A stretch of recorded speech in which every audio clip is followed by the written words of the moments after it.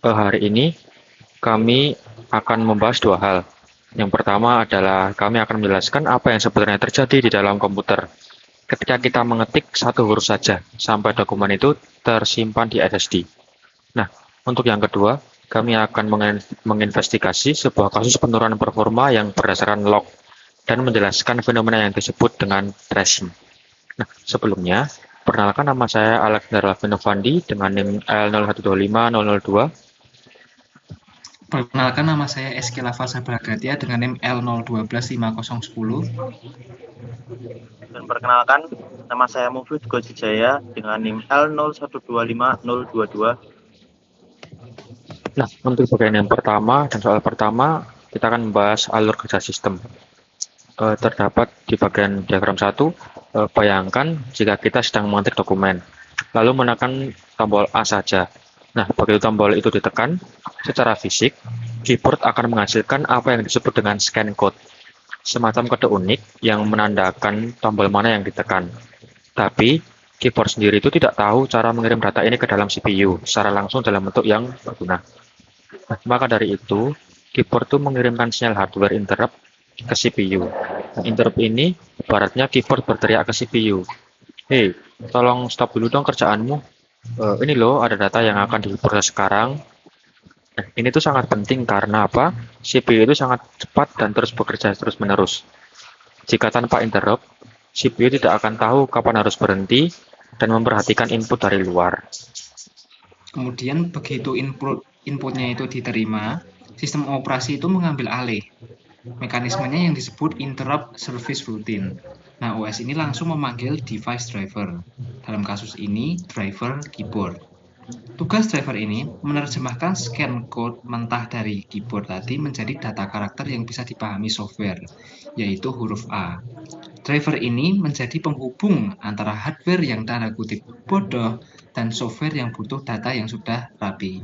Nah, setelah diterjemahkan, data ini perlu masuk ke CPU. Nah, disinilah itu sistem bus itu berperan sebagai jalan raya data. Fungsinya itu untuk penghubung utama antara CPU, RAM, GPU, dan storage. Ya, jadinya tanpa bus ini, komponen-komponen tersebut tidak akan bisa saling bicara satu dengan yang lain. Nah, selanjutnya, data karakter A tadi yang melalui bus itu masuk ke CPU dan disimpan sementara di register. Kemudian CU atau control unit mengkoordinasikan proses ini, di mana menentukan instruksi apa yang harus dilakukan dan juga kapan akan dilakukannya. Sementara itu, ALU bertugas melakukan operasi logika dan aritmatika. Misalnya pada case ini, yaitu merepresentasikan karakter A dalam kode ASCII-nya, yaitu angka 65. Jadi, siklus di dalam CPU ini berulang terus-menerus, berputar terus-menerus dari register ke control unit, kemudian diproses di ALU. Lalu hasilnya kembali disimpan lagi ke register. Ini terjadi dalam hitungan nanodetik, tetapi konsepnya sama persis dengan fetch, decode, execute yang mana ini adalah putaran pekerjaan yang ada di CPU.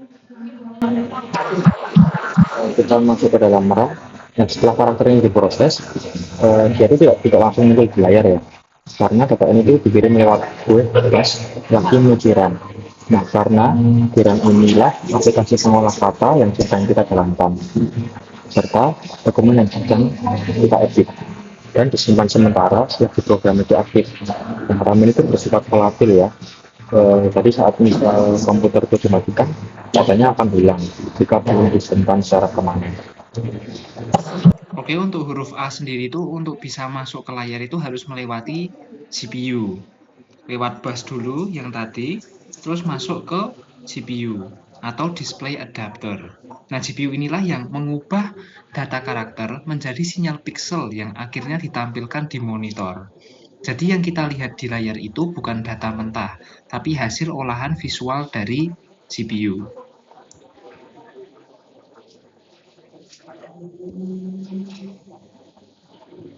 Kemudian, langkah terakhir dari semua tahap ini adalah penyimpanan dokumen. Ketika kita menekan tombol save, OS akan melakukan komponen file sistemnya. misalnya NTFS atau X4. Menyusun bagaimana data ini akan distrukturkan sebagai sebuah file. Nah, permintaan penulisan data ini kembali dikirim melalui bus kembali lagi dan akhirnya ditulis secara permanen ke SSD yang sifatnya non-volatile. Sehingga data ini akan terus ada meskipun komputer dimatikan. Nah, dari itu singkatnya seperti ini. Satu huruf A saja itu melewati perjalanan yang sangat panjang. Mulai dari yang awalnya sinyal listrik di keyboard, diproses lewat interrupt dan driver, dihitung CPU, disimpan di RAM, dan ditampilkan lewat GPU. Sampai akhirnya ditulis permanen di SSD lewat file system. Semuanya terjadi dalam waktu kurang dari sepersekian detik ya. Jadi sangat cepat sekali.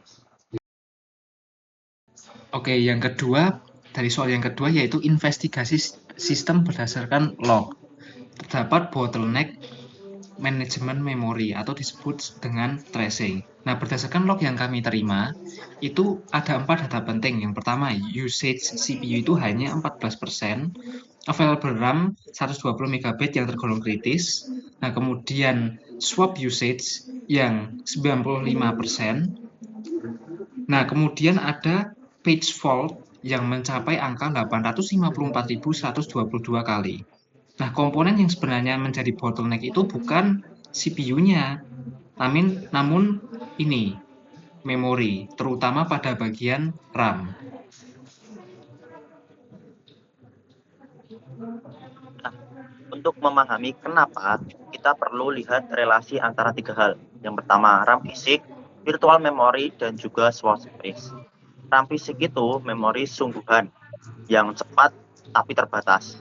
Virtual memory adalah konsep abstraksi yang dibuat oleh OS agar suatu program merasa memiliki ruang memori yang jauh lebih besar dari RAM yang sebenarnya tersedia.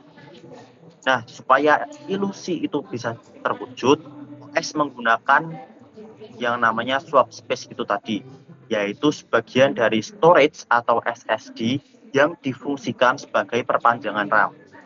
Masalahnya di sini, akses ke swap ini jauh lebih lambat dibandingkan RAM, karena sifat dari disk itu jauh lebih lambat daripada memori.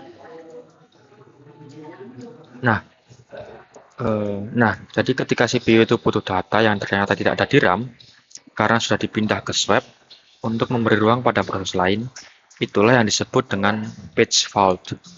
Nah, sistem ini harus berhenti sebentar, mencari data itu di swap, nah lalu memuatnya kembali ke dalam RAM. Dalam kasus log kita, ini terjadi 800.054.122 kali. Nah, itu tuh jumlah yang sangat besar untuk sebuah sistem yang sehat ya.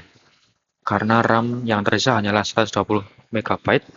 Nah, sementara swap yang sudah terpakai itu adalah 95%. Sistem ini terjebak dalam loop yang tanpa henti. Datanya dipindah masuk ke RAM, lalu karena RAM penuh, data lain harus dipindah keluar ke swap. Nah, lalu yang dipindah keluar itu kembali dibutuhkan lagi. Jadi harus ditarik masuk lagi. Nah, loop berulang inilah yang disebut dengan tracing. Nah, inilah jawaban kenapa CPU usage itu hanya 14%. Ini bukan berarti CPU sedang santai. Justru CPU itu kelaparan data. Kenapa kelaparan data? Dikarenakan dia itu menunggu proses swap in dan swap out ini selesai. Jadinya itu CPU bukan idle karena tidak ada kerjaan.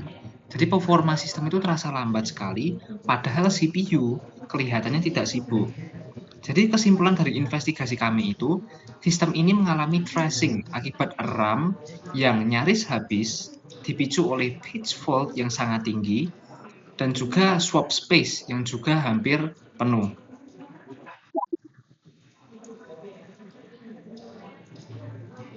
Nah, untuk masalah tersebut, apa sih solusinya? Di sini kita harus memahami beberapa langkah teknis yang harus dilakukan.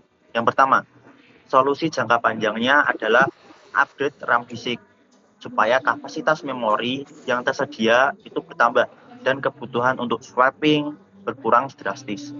Dan yang kedua, solusi jangka pendek adalah menutup atau mengoptimalkan aplikasi yang memakan banyak memori supaya tekanan terhadap RAM berkurang tanpa harus menggunakan hardware yang harus mengeluarkan uang. Ya, kita sudah sampai ke kesimpulan. Nah, jadi dari dua kasus tersebut kita belajar bahwa setiap interaksi sederhana sekecil mengetik satu huruf saja itu sebenarnya melibatkan kerjasama yang sangat kompleks antara hardware dan juga software. Dan ketika suatu sistem bermasalah, kita tuh perlu membaca metrik dengan teliti, bukan cuma melihat satu angka seperti CPU usage saja. Referensi yang kami gunakan dalam penyusunan materi itu ada Modern Operating System oleh Andrew S., Computer Organization Architecture oleh William Stalling, serta Operating System Concept oleh Abraham Siderbratz. Untuk bagian investigasi kami menggunakan data log sistem yang sudah diberikan tadi. Ini ada memory log, ada CPU log, dan lain-lain sebagainya. Baik, sekian presentasi dari kami, kurang lebihnya mohon maaf. Wassalamualaikum warahmatullahi wabarakatuh.